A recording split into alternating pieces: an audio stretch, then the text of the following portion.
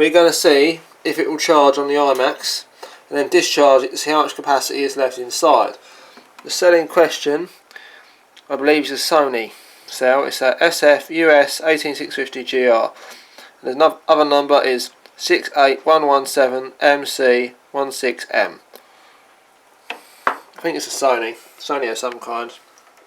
Don't think it's a Sony VTC. It's a low current cell from my understanding. It's out of an old iBook battery, so yeah, we'll see how well this goes.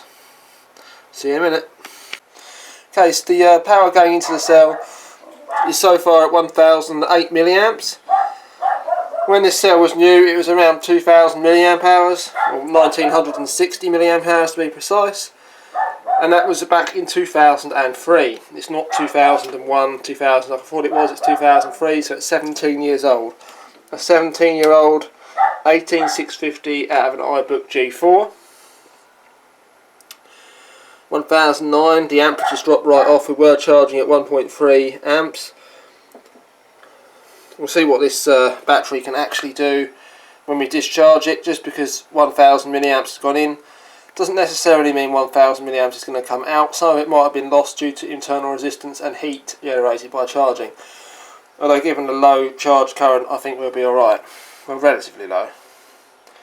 Max charge is normally 1C, so... Right, we'll see how this does and I'll get back to you. Okay, so we're discharging this 18650.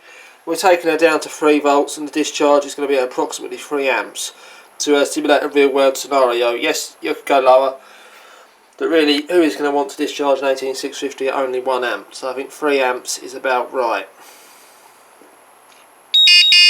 Oh.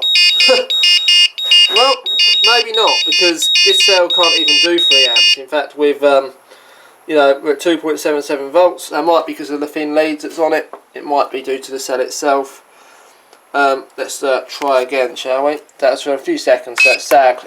It won't have lost much capacity, I don't think. We'll try it again, shall we?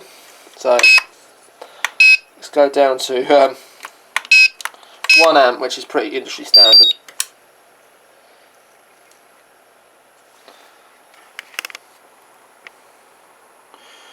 Yeah, the voltage is plummeting pretty quickly still, so the internal resistance of this cell has increased massively when it was new.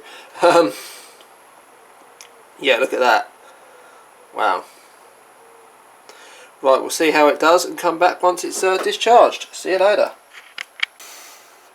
So, I started to charge this old battery, and then we discharged this battery to test how much capacity it had.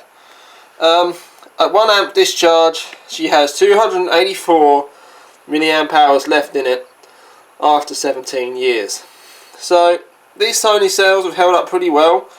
I mean, it still holds some charge, which is pretty amazing.